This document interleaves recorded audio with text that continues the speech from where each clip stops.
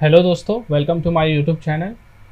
और दोस्तों, I hope कि आप सब लोग अच्छे होंगे और आप सभी लोग अपनी अपनी तैयारी कर रहे होंगे और जल्दी आपकी एग्ज़ाम की डेट भी आ चुकी है। सो अपनी तैयारी करते रहें और जितने अच्छे से आप रिवीजन कर सकते हो रिवीजन करते रहें। और मैं भी कोशिश करता हूँ मुझसे मुझे जितना टाइम मिल पा रहा है मैं आपके लिए वीडियोज़ लेके आता रहता हूँ। तो दोस्तों, मैं पिछली वीडियो में मैंने आपको डेटाबेस के बारे में बताया था और उसके स्टेट ऑफ ट्रांजेक्शन्स के बारे में बताया था। इस वीडियो में मैं आपको मैंने पिछली वीडियो में बोला था मैं डेटा मॉडल के बारे में बताऊंगा। तो ये काफ़ी इंपॉर्टेंट टॉपिक है, इससे क्वेश्चंस बार बार पूछे जाते हैं। तो इस टॉपिक को आप बहुत ही ध्यान से पढ़ना और आप नोट्स बनाते रहें। साथ ही में कोशिश कीजिए कि वीडियो देखते देखते बहुत सारी चीज़ें आपको याद हो जाए और वो चीज़ें आपको समझ में आ जाए, ठीक है। और साथ ही में कमेंट करना ना भूलें। अगर कोई आपको प्रॉब्लम है समझने में तो मुझे कमेंट कीजिएगा, तो मैं आपको उसका रिप्लाई करूँगा। ओके, तो चलिए लेट्स गेट स्टार्टेड। हम लोग स्टार्ट करते हैं इस डेटा मॉडल के टॉपिक को।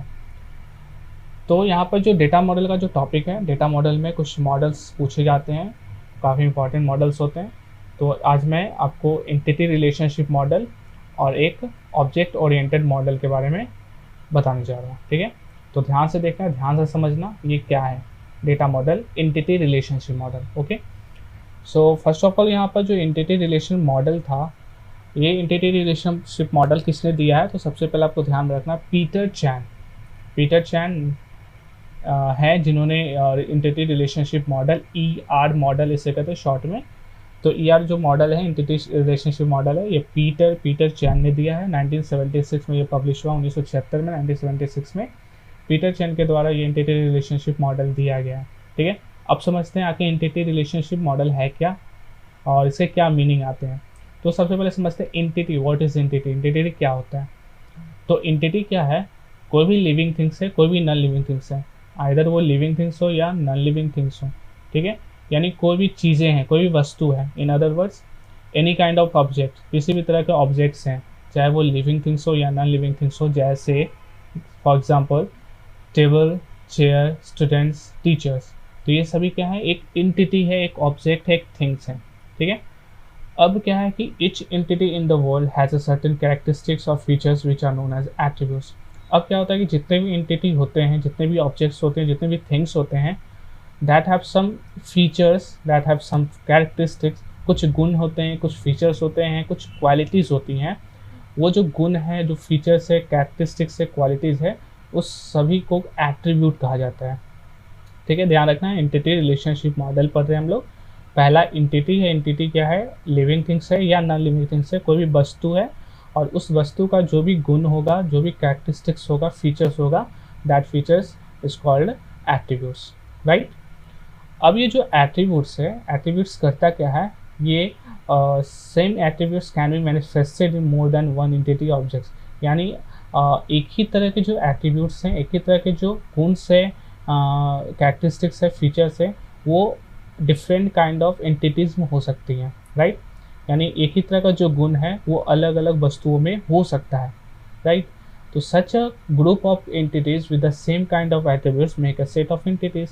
तो इस तरह के जो ग्रुप हैं, ठीक है, जिसमें एक ही तरह के गुण पाए जाते हैं जबकि वो अलग अलग एंटिटीज़ है, अलग अलग वस्तु हैं, ऑब्जेक्ट हैं, और उनमें सेम ही तरह का गुण पाया जाता है, एट्रीब्यूट पाया जाता है, तो उसे हम लोग सेट ऑफ एंटिटीज कहते हैं, राइट। जैसे एग्जांपल देखते हैं कि एक क्लासरूम ऑफ स्टूडेंट, एक क्लासरूम है स्टूडेंट्स का, वो सेट ऑफ एंटिटीज कहलाएगा। क्यों? क्योंकि उसमें सारे अलग अलग स्टूडेंट है, सारे अलग अलग ऑब्जेक्ट हैं, बट सबका क्या क्वालिटीज़ एक है। कैसे? क्योंकि वो सेम सब्जेक्ट पढ़ते हैं, सेम तरह के कोर्स वो लोग कर रहे हैं। तो इसमें क्या होगा कि अलग अलग वहाँ पर रोल नंबर होंगे, नेम होंगे, अलग अलग एज होंगे। तो ये अलग अलग क्या हो गए? एंटिटीज़ हो गए, अलग अलग ऑब्जेक्ट्स हो गए और उनका सेम तरह का गुण है, उनकी कॉम्पिटिशन लेवल सेम है, दैट्स वाई वो सेम क्लास में है, दैट्स वाई वो क्या है? सेम तरह के सब्जेक्ट्स पढ़ रहे हैं एंड सेम तरह के कोर्स पढ़ रहे हैं, राइट। तो ये हो गया एंटिटी रिलेशनशिप मॉडल, ठीक है। अब इसमें क्या होता है, मैं और इसको एग्जांपल से समझाऊंगा। तो आपको बस यहाँ पर दो चीज़ समझने हैं, एक एंटिटी को समझना है और एक एट्रीब्यूट को समझना है। कि एंटिटी ऑब्जेक्ट हो गया, उसका जो गुण हो गया वो हो गया व्हाट? एट्रीब्यूट। और ये जो एक ही तरह का जो एट्रीब्यूट है अलग अलग ग्रुप में हो सकता है, अलग अलग एंटिटीज में हो सकता है, that is called set of entities, ठीक है। अब यहाँ पर क्या है, आपको ये पिक्चर समझनी है। यहाँ पे जो यहाँ पे दिए हुए एंटिटी के बारे में दिया हुआ, एंटिटी का जो सिंबल है दैट इज क्या, एक रेक्टेंगुलर शेप है। यहाँ पे एक रेक्टेंगुलर आपको सिंबल दिख रहा है, ये एंटिटी का सिंबल है। अगर एंटिटी को हमको दिखाना होगा तो शो करना होगा, तो हम लोग इस सिंबल का यूज़ करेंगे, right. Next one is relationship. अगर रिलेशनशिप को डिनोट करना होगा तो वी है, हम लोग इस तरह का ये सिंबल का we are using this kind of symbol, right. Next one is attribute. Attribute के लिए हम लोग ओवर का यूज़ करने वाले हैं। वीक एंटिटी है, उसके लिए एक रेक्टेंगुलर के अंदर एक रेक्टेंगुलर है। तो आपको बस एक ध्यान रखना है, मेन आपका जो इम्पोर्टेंट ये 3, ठीक है, आपके लिए 3 काफ़ी है, एग्जाम के लिए इतना काफ़ी है। और entity, rectangular, relationship this one, and attribute is this one Oval, okay. तो ये 3 आपको मेन इम्पॉर्टेंट है, राइट। अब आते हैं, ये जो मेन मेरा इसमें बताने का मकसद क्या है, जहाँ से आपको क्वेश्चन ज़्यादा आते हैं, क्वेश्चन आने के चांसेस है, that this is ER model. ER model में आपको 3 चीज़ ध्यान रखना है, एक एंटिटी है, एक एट्रीब्यूट है, और इन दोनों का, एंटिटी और इस एट्रीब्यूट दोनों का जो रिलेशन है वो हो गया रिलेशनशिप। इसी को कहते हैं ER model, entity relationship model. तो एंटिटी रिलेशनशिप मॉडल में एंटिटी और एट्रीब्यूट के रिलेशनशिप को मॉडल किया जाता है, बनाया जाता है, इसलिए इसे ER मॉडल कहते हैं। एंटिटी में क्या होता है, एंटिटी 2 तरह का होता है, एक स्ट्रॉन्ग एंटिटी होता है जिसे एंटिटी ही कहा जाता है, एक वीक एंटिटी होता है, राइट। एट्रीब्यूट में क्या है, एक की एट्रीब्यूट होता है, कंपोजिट एट्रीब्यूट होता है, मल्टी वैल्यूड एट्रीब्यूट होता है, और डिराइव्ड एट्रीब्यूट होता है। और रिलेशनशिप में 1 to 1, एक से लेकर एक को एक से रिलेशनशिप होगा, 1 to many रिलेशनशिप होगा, many to 1 and many to many। तो इस तरह के जो 4 तरह के रिलेशनशिप होते हैं, ठीक है। तो एंटिटी एट्रीब्यूट में 4 तरह के रिलेशनशिप पाए जाते हैं, राइट। अब यहाँ आते हैं ये डायग्राम को समझते हैं, ठीक है। अगर ये समझ लेते हैं तो आपको ये एंटिटी रिलेशनशिप मॉडल आपको इजीली समझ में आ जाएगा। तो यहाँ पर देखते हैं एक शॉपर है, और यहाँ पर देखते हैं ये जो डायग्राम है, ये डायग्राम, ये जो बॉक्स है दैट इज क्या है, रेक्टेंगल। और रेक्टेंगल को हम लोग क्या समझते हैं, ये क्या है, एंटिटी है, ठीक है। एंटिटी मीन्स ऑब्जेक्ट है, वस्तु है, थिंग्स है, और ये एक लिविंग भी हो सकता है, नॉन लिविंग हो सकता है। तो यहाँ पर शॉपर है मीन्स खरीदार है, कस्टमर है, ये लिविंग थिंग है। अब यहाँ पर ये बाइज लिखा हुआ है, यहाँ पे क्या है, इस तरह का जो सिंबल था वो क्या था, वो था रिलेशनशिप, ठीक है, ये रिलेशनशिप था। और सबसे आइटम है, ये बॉक्स के अंदर है, रेक्टेंगुलर बॉक्स के अंदर है, और ये item type, item price and item source, ये क्या है, ओवल के अंदर है, और ये राउंड ओवल है, दैट इज एट्रीब्यूट। अब यहाँ समझते हैं ये क्या है।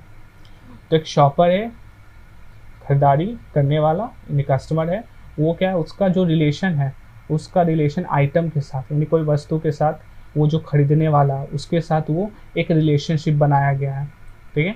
शॉपर और आइटम के बीच में एक रिलेशनशिप बनाया गया है। कौन सा रिलेशनशिप, बाय, यानी शॉपर क्या करेगा, किसी आइटम को खरीदेगा, ठीक। अब उस आइटम का, उस एंटिटी, जो आइटम क्या है, एक एंटिटी है, तो उस एंटिटी का क्या होगा, कुछ एट्रीब्यूट्स होंगे, कुछ फीचर्स होंगे। तो वो फीचर्स क्या है, आइटम का कुछ टाइप होगा, आइटम का कुछ प्राइस होगा, और आइटम का कुछ सोर्स होगा, वो कहाँ से आया है, उसका प्राइस क्या है, उसका टाइप क्या है, वो क्या होगा, उस आइटम के गुण हो जाएंगे, कैरेक्टरिस्टिक हो जाएंगे, फीचर्स हो जाएंगे, क्वालिटीज़ हो जाएंगे, वो क्या है, एट्रीब्यूट, ठीक है। तो यहाँ पे ये क्या है, ये एक ER मॉडल यहाँ पर प्रेजेंट आपको रिप्रेजेंट कर रहा है, राइट। तो ये आपको ER मॉडल आपको समझ में आ गया। ER मॉडल मेन बेसिकली आपको ये तीनों याद रखना है, एंटिटी, एट्रीब्यूट और रिलेशनशिप के बारे में, ओके। तो लेट्स मूव ऑन नेक्स्ट आता है ऑब्जेक्ट ओरिएंटेड मॉडल।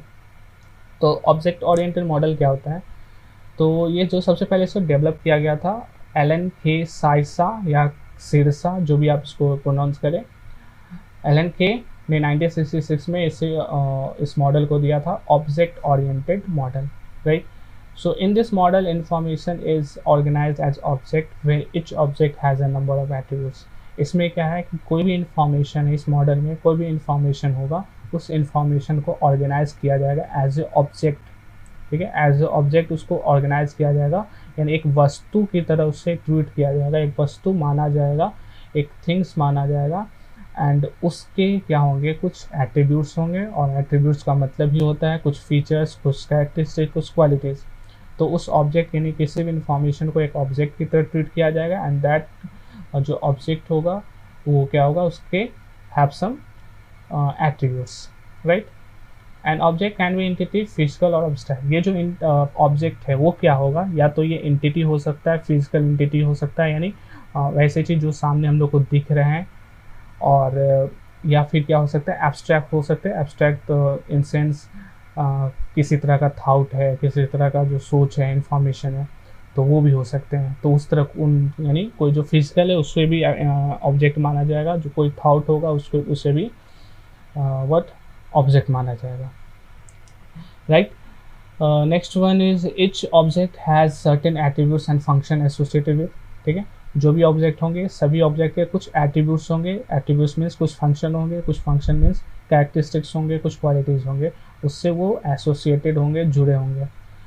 अब the whole idea of data storage is to create a kind of hierarchy of classes and sub classes holding entities. तो main इसमें इस मॉडल में क्या है कि हायरार्की को शो करना, एक हायरार्की को क्रिएट करना। ठीक है, जब भी डेटा को स्टोर किया जाएगा, जब भी ये मॉडल बनाने का मतलब ही है, मॉडल को रिप्रेजेंट करने का मतलब ही होगा कि एक हायरार्की को शो करना होगा। उस हायरार्की में क्लासेस होंगे और सब क्लासेस होंगे, क्लासेस होंगे, सब क्लासेस होंगे, एक हायरार्की होंगे।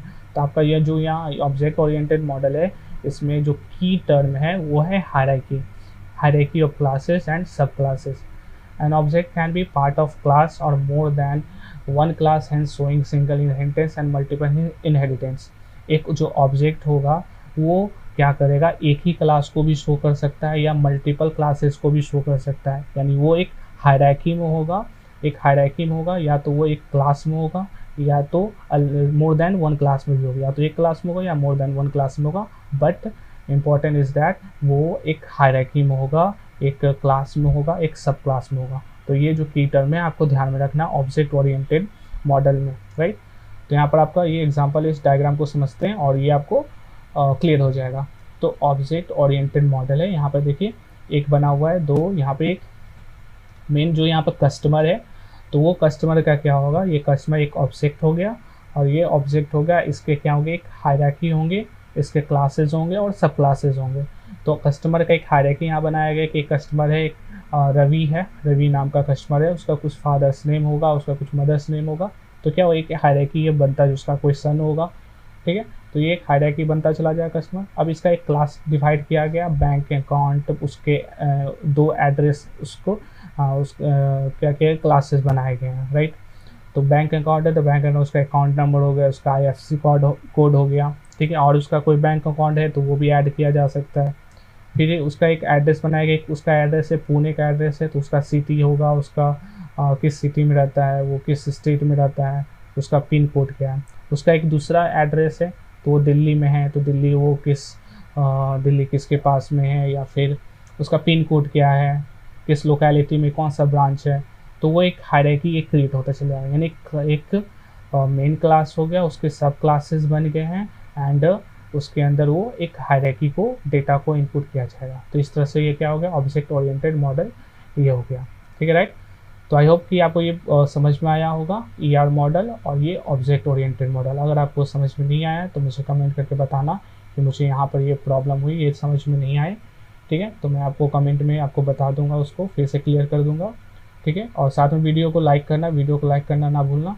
और जितने भी वीडियोस हैं अगर मैं नहीं देखे हैं और साथ ही में जो ऑब्जेक्टिव वाले हैं उनको भी ज़रूर देखना। ठीक है, और तो अपनी अपनी तैयारी करते रहें, और पेपर 1 है उसको भी ज़रूर तैयारी करें अच्छे से, क्योंकि मैंने पहले बोला है कि पेपर 1 काफ़ी इंपॉर्टेंट प्ले करता है आपके JRF को क्रैक करने में। ओके, तो चलिए आप लोग तैयारी करते रहें, फिर मिलते हैं नेक्स्ट वीडियो में।